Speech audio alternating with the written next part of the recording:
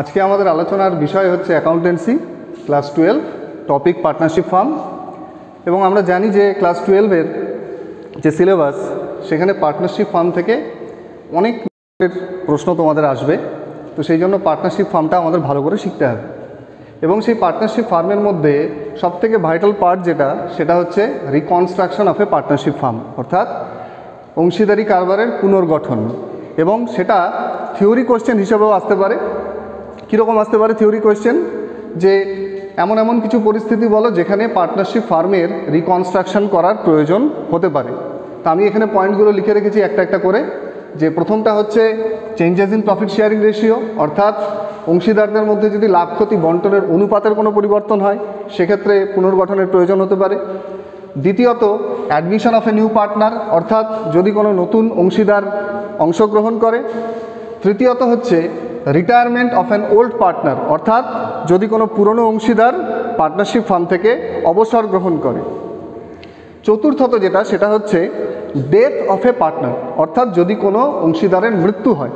এই ক্ষেত্রগুলো এছাড়া আরও অনেক ক্ষেত্র আছে, তো তোমাদের মোটামুটি এই চারটে জানলেই চলবে যে যদি কোনো অংশীদারের মৃত্যু হয় সেক্ষেত্রেও কিন্তু পার্টনারশিপ ফার্মের রিকনস্ট্রাকশনের প্রয়োজন হতে পারে।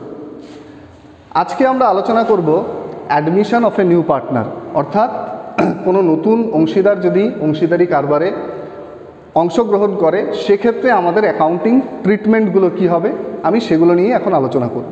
তো নতুন পার্টনার যদি অ্যাডমিশন নেয় সেক্ষেত্রে আমাদের তিনটে কাজ করতে হবে। প্রথম হচ্ছে আমাদের রিভ্যালুয়েশন অ্যাকাউন্ট তৈরি করতে হবে। কেন আমরা তৈরি করব রিভ্যালুয়েশন অ্যাকাউন্ট? আমরা রিভ্যালুয়েশন অ্যাকাউন্ট তৈরি করব যে আমাদের যে সমস্ত অ্যাসেট এবং লায়াবিলিটিগুলো আছে সেগুলো রিভ্যালুয়েশনের ফলে যদি কোনো লাভ বা ক্ষতি হয় সেই লাভ অথবা ক্ষতিটা ক্যালকুলেট করার জন্য। সেকেন্ড পার্টে গিয়ে আমরা কি শিখব? সেকেন্ড পার্টে গিয়ে আমরা শিখব হচ্ছে পার্টনারদের ক্যাপিটাল অ্যাকাউন্ট তৈরি করা। যেই অ্যাডমিশন নেওয়ার ফলে প্রত্যেকের ক্যাপিটালেরই কিছু পরিবর্তন হবে, তো সেই পরিবর্তনের রিফ্লেকশনগুলো আমরা দেখাবো পার্টনার্স ক্যাপিটাল অ্যাকাউন্টে। এবং ফাইনালি আমরা যেটা করব সেটা হচ্ছে রিভাইজড ব্যালেন্স শিট, অর্থাৎ নতুন পার্টনার অ্যাডমিশন নেওয়ার পরে আমাদের নতুন ব্যালেন্স শিটটা কেমন হবে সেটা আমরা দেখাবো রিভাইজড ব্যালেন্স শিটের মাধ্যমে। তো আমরা প্রথমেই চলে যাব আমরা কি করে রিভ্যালুয়েশন অ্যাকাউন্ট তৈরি করব এবং তার জার্নালগুলো কি হবে সেই জার্নালগুলো সবার প্রথমে আমরা দেখে নেব। রিভ্যালুয়েশন অ্যাকাউন্ট মানে হচ্ছে অ্যাসেট এবং লায়াবিলিটি রিভ্যালুয়েশন হওয়ার ফলে কতটা তার দাম বাড়লো, কতটা তার দাম কমলো, সেই রিফ্লেকশনটা আমরা দেখাবো রিভ্যালুয়েশন অ্যাকাউন্টের মাধ্যমে। তো সবার প্রথমে আমাদের জার্নালগুলো জানতে হবে। তো রিভ্যালুয়েশনে কি হবে? প্রথম যেটা হবে সেটা হচ্ছে যদি কোনো অ্যাসেটের দাম বেড়ে যায় আমরা লিখব সেটাই যে for increase in the value of asset, সেটা যে কোনো সম্পত্তি হতে পারে এবং তার জার্নাল হবে assets account debit to revaluation account.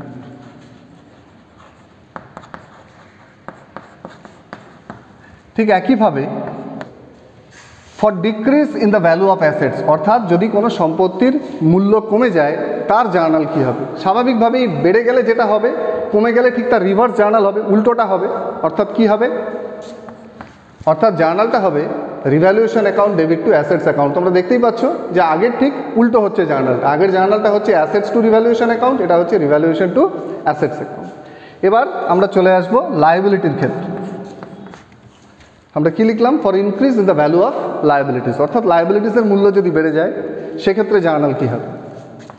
সেক্ষেত্রে জার্নালটা হবে revaluation account debit two liabilities account. তার কারণ আমরা জানি লায়াবিলিটিসের ব্যালেন্স সবসময় ক্রেডিট হয়, তো লায়াবিলিটিসের ভ্যালু বেড়ে যাওয়া মানেই লায়াবিলিটিস ক্রেডিট হবে এবং রিভ্যালুয়েশনটা ডেবিট হবে। এবার নাম্বার 4 মানে লাস্ট ওয়ান, সেটা হচ্ছে for decrease in the value of liabilities. যদি লায়াবিলিটিসের ভ্যালু কমে যায় তাহলে বেড়ে গেলে যেটা হবে, কমে গেলে ঠিক তার উল্টোটা হবে, অর্থাৎ liabilities account debit to revaluation account. অর্থাৎ আগেরটা ছিল revaluation account debit two liabilities, এটা হয়ে গেল liabilities account debit to revaluation. তাহলে এই গেল আমাদের রিভ্যালুয়েশন সংক্রান্ত সমস্ত জার্নাল। এবার আমরা কি করব? রিভ্যালুয়েশনের পরে আমরা দেখব হচ্ছে আনডিস্ট্রিবিউটেড অ্যাকুমুলেটেড প্রফিটস, সেটা যে কোনো ফর্মেই থাকতে পারে, সেটা পিএল অ্যাকাউন্টেও থাকতে পারে, আবার কোনো রিজার্ভ ফান্ড বলেও থাকতে পারে, জেনারেল রিজার্ভ বলেও থাকতে পারে, যাই থাকুক না কেন সেটাকে আমাদের পুরনো পার্টনারদের মধ্যে সবার আগে ডিস্ট্রিবিউট করতে হবে।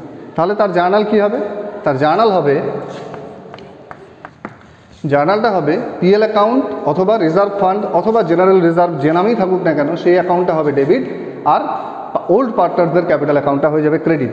এবং সেই ডিস্ট্রিবিউশনটা হবে, তোমরা অবশ্যই মনে রাখবে, এটা হবে হচ্ছে ওল্ড প্রফিট শেয়ারিং রেশিওতে।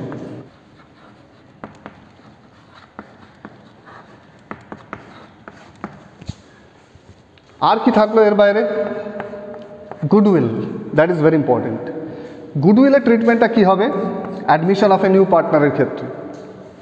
অধিকাংশ অঙ্কেই যেটা বলা থাকে সেটা হচ্ছে যে নতুন পার্টনার গুডউইল বাবদ যে টাকা সেটা সে নগদে নিয়ে আসবে। তাহলে যদি সে নগদে সেই টাকাটা নিয়ে আসে তাহলে তার জার্নাল হবে cash or bank account debit two old partners capital account. এবং এখানে আমাদের মাথায় রাখতে হবে যে এই যে ডিস্ট্রিবিউশনটা হবে সেটা হবে স্যাক্রিফাইসিং রেশিও। তোমরা নিশ্চয়ই এর আগের লেসনে পড়েছো যে স্যাক্রিফাইসিং রেশিও কী এবং স্যাক্রিফাইসিং রেশিও কী করে বের করতে হয়, এবং এটা মাল্টিপল চয়েস কোশ্চেন হিসেবেও ভীষণ ইম্পর্টেন্ট। আমি ফর্মুলাটা পাশে লিখে দিচ্ছি। সেটা হচ্ছে old ratio minus new ratio, অর্থাৎ পুরনো যে রেশিওটা ছিল, নতুন পার্টনার আসার ফলে নতুন রেশিওতে কিছু পরিবর্তন হয়েছে, তাদের কিছুটা স্যাক্রিফাইস করতে হয়েছে, তো কে কতটা স্যাক্রিফাইস করলো সেই স্যাক্রিফাইসিং রেশিওতেই ওই গুডউইলের টাকাটা পুরনো পার্টনারদের মধ্যে ডিস্ট্রিবিউট হবে। তো এক্ষেত্রে সবার আগে আমাদের এই স্যাক্রিফাইসিং রেশিওটা বের করে নিতে হবে। এবং এখানে আরেকটা কথা ভীষণ ইম্পর্টেন্ট, সেটা হচ্ছে যদি নিউ রেশিওটা দেওয়া না থাকে তাহলে ধরে নিতে হবে যে ওল্ড রেশিওটাই স্যাক্রিফাইসিং রেশিও। মনে থাকবে যে যদি অনেক অঙ্কেই নিউ রেশিওটা দেওয়া থাকে না, সেক্ষেত্রে আমরা ধরে নেব যে যেটা ওল্ড রেশিও সেটাই হচ্ছে আমাদের স্যাক্রিফাইসিং রেশিও। আর একটা কথা এখানে ভীষণ ইম্পর্টেন্ট, সেটা হচ্ছে যে নতুন পার্টনার যে ক্যাপিটালটা নিয়ে আসবে সে তার জার্নালটা কী হবে সেটা আমরা একটু দেখে নিই। For capital brought in by the new partner, তার জার্নালটা হবে ক্যাশ অ্যাকাউন্ট, ক্যাশ অথবা ব্যাঙ্ক, যদি সে ব্যাংকের মাধ্যমে টাকাটা আনে তাহলে ব্যাঙ্ক অ্যাকাউন্ট ডেবিট হবে, যদি ক্যাশে আনে তাহলে ক্যাশ অ্যাকাউন্ট ডেবিট হবে। Cash or bank account debit two new partners capital account. তো এই ছিল মোটামুটি আমাদের জার্নাল। এবার আমরা একটা অঙ্ক দেখব, তাহলে আমাদের বিষয়টা পরিষ্কার হবে। এই অঙ্কটা তোমাদের 6 নম্বরে অথবা 10 নম্বরে আসবে। যদি অ্যাডমিশন 6 নম্বরে আসে তাহলে রিটায়ারমেন্ট আসবে 10 নম্বরে, আর যদি রিটায়ারমেন্ট 6 নম্বরে আসে তাহলে অ্যাডমিশন আসবে 10 নম্বরে। এটা এইভাবে সেট হবে।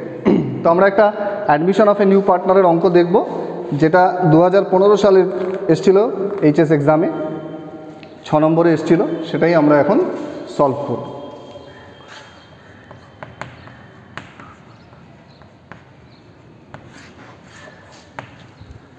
সেখানে বলা ছিল যে A and B are partners showing profits and losses in 4:3. On 31st December 2014 their position was as under. অ্যাসেটসের ভ্যালুগুলো দেওয়া আছে, লায়াবিলিটির ভ্যালুগুলো দেওয়া আছে, এবং নিচে বলা আছে on 1st January 2015 they admit C as a new partner on the following terms. What are the terms? C will get 1/4 share of profit, land and building to be increased to 60,000, plant and machinery is to be increased by 6,000, stock is to be reduced by 3,000, C is to introduce 25,000 as capital and 7,000 as premium for goodwill in cash. এবার এই অঙ্কটায় 6 নম্বরে এসছে সেহেতু এখানে আমাদের revaluation account, partners capital বা balance sheet কোনোটাই বলেনি করতে, আমাদের শুধু বলা আছে জার্নালগুলো করতে হবে। তো আমরা এই অঙ্কটার জার্নালগুলো দেখার চেষ্টা করব। তো জার্নালের রুলিং তোমরা জানো কী করে জার্নালের রুলিং হয়, তোমরা ক্লাস 11-এ শিখেছো। তো একইভাবে জার্নালের রুলিংটা হবে, দুটো ডেটের কলাম হবে, একটা পার্টিকুলার্স হবে আর একটা এইদিকে ডেট হবে। তাহলে প্রথমটা হবে ডেট, তারপরে হবে পার্টিকুলার্স, তারপরে একটা হবে লেজার ফোলিও, তারপরে হবে অ্যামাউন্ট, পাশে তোমরা রুপিস সাইন দিয়ে দিতে পারো, ওপরে হবে একটা ডেবিট, একটা হবে ক্রেডিট। এবার এখানে একটা কথা বলে রাখি, যেহেতু অ্যাডমিশন একটাই ডেটে হচ্ছে তাহলে ডেটগুলোতে সবই হবে ওই ডেটটা যেই ডেটে নতুন পার্টনার অ্যাডমিশন নিচ্ছে, অর্থাৎ 1 জানুয়ারি 2015। এবং এখানে জার্নালগুলো আগে পিছিয়ে হয়ে গেলে কোনো সমস্যা নেই, যেহেতু সবগুলোই একই ডেটে হচ্ছে। তো আমরা সবার আগে রিভ্যালুয়েশনের জার্নালগুলো দেখব। তো কি বলেছে যে land and building to be increase to 60,000। তো ল্যান্ড অ্যান্ড বিল্ডিংয়ের ভ্যালু ছিল 50,000, তাহলে বেড়ে গেল 10,000 টাকা। তাহলে জার্নাল কি হবে? জার্নাল হবে land and building account debit to revaluation account. কত বাড়লো? 10,000 টাকা বেড়ে গেল।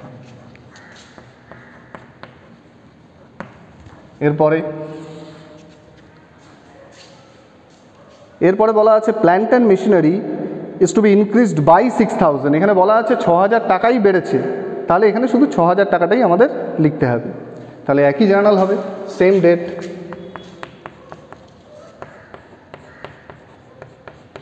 Plant and machinery account debit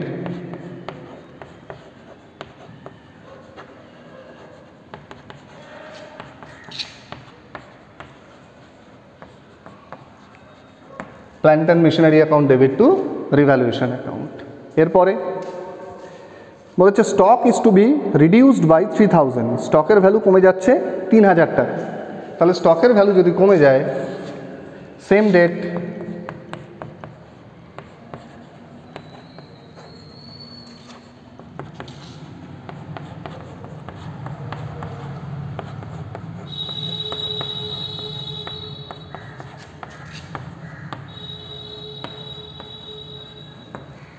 দেখো, যেহেতু অ্যাসেটের ভ্যালু কমে গেল সেহেতু এখানে জার্নালটা কিন্তু উল্টে গেল। এখানে হচ্ছিল land and building account debit to revaluation, plant and machinery account debit to revaluation. এখানে উল্টে হয়ে গেল revaluation account debit to stock.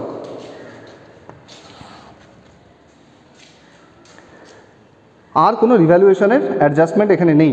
তাহলে এখান থেকে আমরা দেখতে পাচ্ছি যে রিভ্যালুয়েশন ক্রেডিট হলো কত? এখানে 10,000 আর এখানে 6,000, 16,000 টাকা। আর ডেবিট কত হলো? 3,000 টাকা। অর্থাৎ রিভ্যালুয়েশন থেকে প্রফিট কত বেরোলো? 13,000 টাকা। তোমরা চাইলে ওয়ার্কিং নোটসে একটা ছোট্ট করে রিভ্যালুয়েশনের লেজার তৈরি করে নিতে পারো, তাহলে তোমাদের কাজটা একটু সহজ হবে। তো আমি এখানে একটু দেখিয়ে দিচ্ছি। যেহেতু এটা আমাদের করতে বলেনি, সেই জন্য আমরা এটাকে ওয়ার্কিং নোটস লিখছি। জাস্ট ছোট্ট করে একটা রিভ্যালুয়েশন অ্যাকাউন্ট তৈরি করে নিলাম আমরা, এবং এবার এই জার্নাল থেকে আমরা রিভ্যালুয়েশন অ্যাকাউন্টে এগুলোকে শিফট করব। যেরকম জার্নাল থেকে লেজারে পোস্টিং হয়। প্রথমটা ছিল land and building to revaluation, তাহলে রিভ্যালুয়েশনে হবে বাই ল্যান্ড অ্যান্ড বিল্ডিং। যেহেতু এটা ক্রেডিট আছে, তাহলে এখানে লিখবো আমরা 10,000 টাকা। সেকেন্ডটা আছে plant and machinery to revaluation, এটাও রিভ্যালুয়েশনে ক্রেডিট সাইডে যাবে।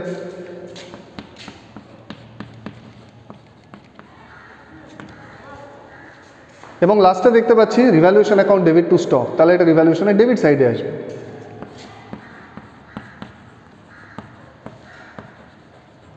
এবং পরিষ্কার আমরা দেখতে পাচ্ছি যে ক্রেডিট সাইডটা বড়, ডেবিট সাইডটা ছোট।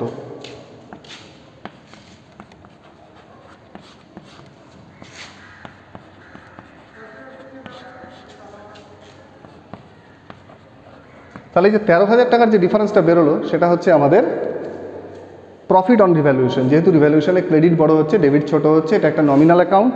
এটা অনেক সময় তোমাদের এমসিকিউ কোয়েশ্চেন হিসেবে আসতে পারে যে এটা কী ধরনের অ্যাকাউন্ট। এটা একটা নমিনাল অ্যাকাউন্ট। তো সেই জন্য যেহেতু ক্রেডিট বড় সেহেতু এটা প্রফিট বেরোলো।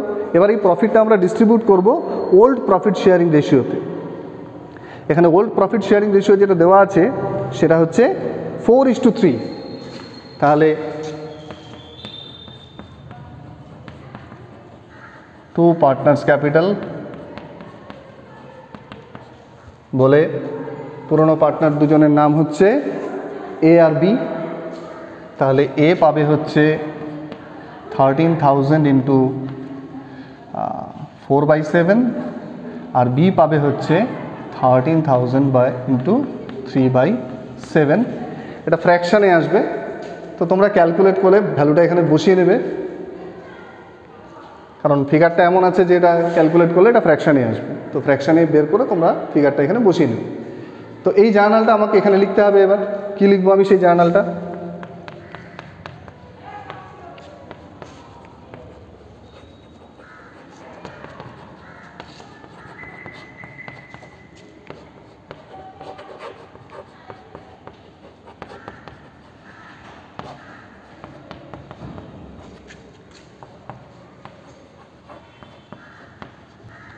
জার্নালটা হবে revaluation account debit two old partners capital account.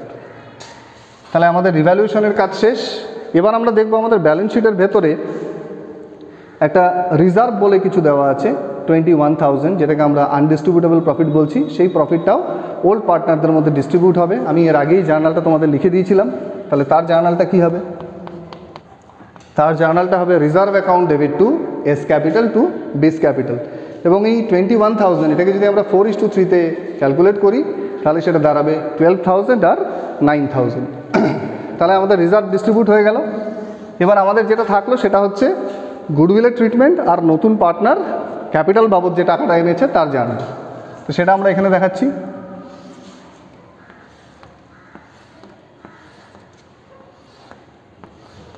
ডেটটা একই থাকবে। তো এখানে গুডউইল বাবদ কত টাকা নিয়ে এসছে? এখানে সি গুডউইল বাবদ নিয়ে এসছে 7,000 টাকা। এবং এই অঙ্কটার মধ্যে কোনো নিউ রেশিও দেওয়া নেই, তাহলে স্যাক্রিফাইসিং রেশিও বের করা যাবে না, আমি আগেই বলেছি। তাহলে আমরা এই 7,000 টাকাটাকে ডিস্ট্রিবিউট করব ওল্ড রেশিও। কী হবে তার জার্নাল?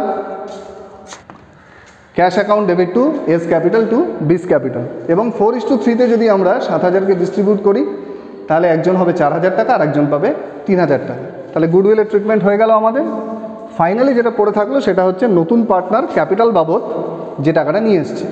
তো নতুন পার্টনার ক্যাপিটাল বাবদ নিয়ে এসছে 25,000। তাহলে তার জার্নাল একটা করতে হবে।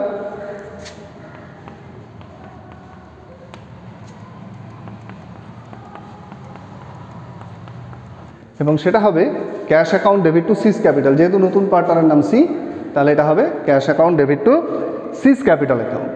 তাহলে আমাদের সমস্ত জার্নালগুলো এখানে কমপ্লিট।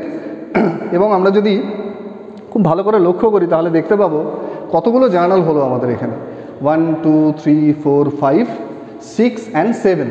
এবার এক্ষেত্রে আমরা চাইলে এই দুটো জার্নালকে একসাথেও করতে পারতাম, কারণ এই দুটোর ক্ষেত্রেই রিভ্যালুয়েশনটা ক্রেডিট হচ্ছে। তাহলে দুটোকে আমরা যদি একসাথে করতাম হতো land and building account debit, plant and machinery account debit to revaluation account. তাহলে জার্নালের সংখ্যাটা হয়ে যেত 6টা এবং প্রত্যেকটা জার্নালের জন্য 1 নম্বর করে আমার অ্যালোটেড। তাহলে একটা জার্নাল ঠিক হলে আমি 1 নম্বর করে পাবো এবং 6টা জার্নালের জন্য আমার 6 নম্বর আমি পাবো যদি প্রত্যেকটা জার্নাল আমার ঠিক থাকে।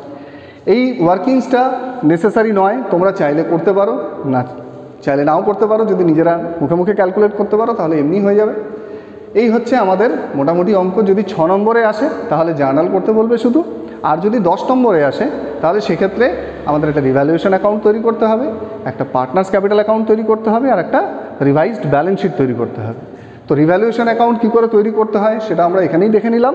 এর পরের যে ক্লাসগুলো আমি নেব সেখানে আমি দেখাবো যে কী করে পার্টনার্স ক্যাপিটাল অ্যাকাউন্ট এবং কী করে ব্যালেন্স শিট অর্থাৎ রিভাইজড ব্যালেন্স শিট তৈরি করতে হয়।